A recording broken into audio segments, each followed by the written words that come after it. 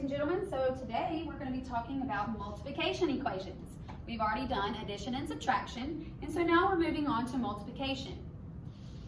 Multiplication, we've done these before already. You just don't realize that we've already done these. So let's look at the essential question for today. It says, how do you solve equations that involve multiplication? Well, this is very similar to the addition and subtraction that we've already done. So the first thing is we need to identify the parts of the equation that are here. First thing is a coefficient. Now, we've talked a little bit about this before. A coefficient is a number by which the variable is multiplied. Okay, yep, that sounds kind of confusing.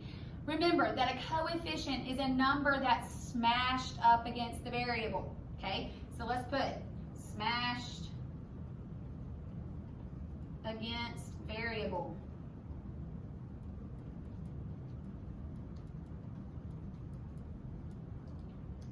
So in this problem right here, 2b equals 10. Let me go ahead and say this. I forgot to say this. If at any point you get behind, push pause, catch back up until then you can push play again, and then you can be ready to move on to the next. So it says 2b equals 10. So in this problem, this number 2 is smashed up against the variable. So 2 is the coefficient. The letter B is the variable. All right, so here's the steps for solving multiplication equations. First thing is we need to understand that the inverse operation will undo the opposite operation. So the inverse, so division is the inverse of multiplication.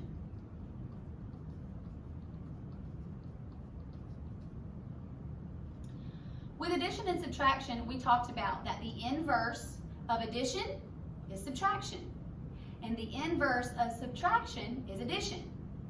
So the inverse of multiplication is division. And when we talk about division, you're going to find out that multiplication is the inverse of division. So they just kind of undo each other. We also talked about that with addition and subtraction, that whatever you do to one side of the equal sign, you must do to the other. Got to be fair on both sides. So notice here our examples. I'm going to rewrite it because it's kind of tiny over there. So I'm going to rewrite 3a equals 15. Now, I don't know if you realize this or not, but we've been doing these. When we do proportions and we do cross multiply, divide, bottoms out, we've been creating these equations. It may say 100n equals a number of some sort. We've created these. So right now, we've been doing these. Remember, on these, we're just dividing bottoms out. Those are the main steps that we're using for solving multiplication equations. So again, we're going to be dividing by the number that's smashed up against the variable, which 3 is known as our coefficient. So we're dividing by our coefficient. We're dividing by 3. 3 divided by 3 cancels. And then whatever we do to this side, we do to this side. So 15 divided by 3. And again, remember that this is a fraction symbol and that it means to divide. And 15 divided by 3 gives me an answer of 5. So I'm saying that A equals 5. And if I were to put in my answer for A, which is 5, remember that these are smashed up against each other. So what I'm saying is that 3 times 5, is that 15? Yes, it is. So I know I'm correct. Again, this is all about process. All about process. Next problem. 8 equals 4f. Now just notice that they have just put the variable on the other side. There's no difference. Main mistakes that I might see that students may make is that they would try to divide over here by 8. Remember, you're always dividing by the number that is against the variable, which is your coefficient. You always want to divide by your coefficient. So I gotta get f by itself, and to do that I have to divide. This is multiplication. 4 smashed up to f means to multiply. So to get rid of multiplication, I have to use division. So 4 divided by 4 cancels. 8 divided by 4 is 2. So I'm saying that f is equal to 2. Now let's double check that and make sure that's right. If I say that 8 is equal to 4, and I'm going to put in 2 for f, is that true? 4 times 2, is that 8? Yes, it is. So we know we're right. Again, this is just divide bottoms out, because you're not cross multiplying because there is no proportion here. Next one is 2g equals 14. Again, you're always, this is multiplying. Numbers smashed up against variables, multiply. So to get rid of it, we divide. And you always divide by the number that's smashed up against the variable, which is known as our coefficient. So we're dividing by 2, which is known as our coefficient. Divide by 2, cancels, divide by 2. So g equals, again, your fraction bar means to divide. So 14 divided by 2 gives me 7. So if I were to put this in, does 2 times 7 equal 14? Well, yes it does, so we know we're right. Obviously, these 3 here were pretty easy because they're just basic facts. It's when we get to the next problem that students start making mistakes because we are not paying attention to the process. It's all about process. I preach this during addition and subtraction of equations, so the same thing happens here. Process, process, process. We have to know it. So for this problem, I'm having 5.28h equals 23.28. And in this problem, the coefficient is 5.28. It's smashed up against the variable. This is the whole coefficient. Again, this is multiplication, so to get rid of it, we divide. Divide by 5.82, cancels, divide by 5.82. Remember, this fraction bar means to divide. And we divide by bottomsing out. So my problem is going to look like this. 5.82, 23.28.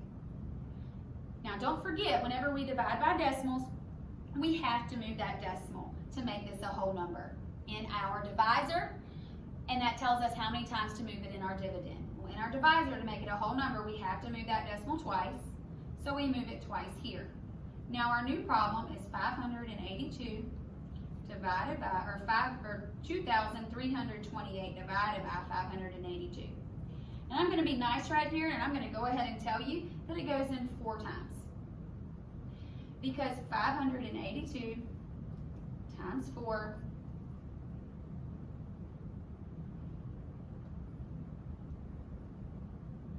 gives us 2382. So it's going to go in 4 times. So what I'm saying is that h is 4. 582 times 4 gives us a 2384. So we know we are correct. Now you can multiply 582 with a decimal, and there will be a decimal here, which we know that. And that means it would have to be here. So they match. So we can know we're correct. Again, process, process, process. And the last one for today is a fraction. 2/5 e equals 3/5. So for this problem, our coefficient is 2/5. Yes, you can have a fraction as a coefficient. So 2/5 is our coefficient. Again, we're still multiplying, so that means that we're still dividing to get it by itself and to get rid of it. So 2/5. This is called a complex fraction over a fraction. I just draw a really heavy bar there to show that that's a fraction bar. 2/5 divided by 2/5 cancels. And that means I'm going to divide, heavy line over here, by 2/5. Now I believe we've talked about this before, but when we have this, remember that this heavy line again means to divide, and we want to go top down when we're writing this in order for division of fractions. So we have to write this 3/5, which is on top, divided by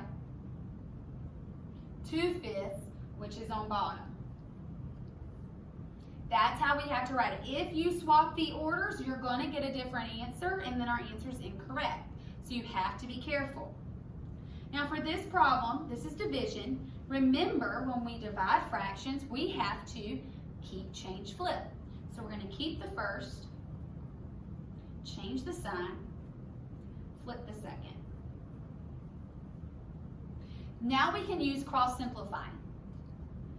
They're both 5s. And when they're both 5s, I can change them to 1s. They're both the same number. So 5 divided by 5 is 1. This 5 divided by 5 is 1. 3 and 2. Well, there's no cross simplifying here, so that means I go ahead and I multiply straight across. So 3 times 1 is 3. 1 times 2 is 2. Now I have an improper fraction. Then I had to turn it to a mixed number. So I bottoms that out, which gives me 1 and 1/2. So what I'm saying is that E equals 1 and 1/2. I can use multiplication, and I could do 1 1/2 and multiply it by 2/5, and it should equal 3/5. Like I said, you can always know if these are right. That's one thing that I absolutely love about equations. I know for a fact I'm right. I don't have to guess if I'm right or not. I can check my work and know for sure I have the right answer. So again, multiplication equations, I have to use the inverse operation, which is division. So this is just like we did with proportions, except we are going to be dividing and then bottoms out. So we're not have to cross multiply like we did there. Again, I need you to look at the directions that were given to you on Google Classroom to know what page this is glued in on your math notebook in your math notebook. So check that out to know what page this needs to be glued into. All right, guys, see you later.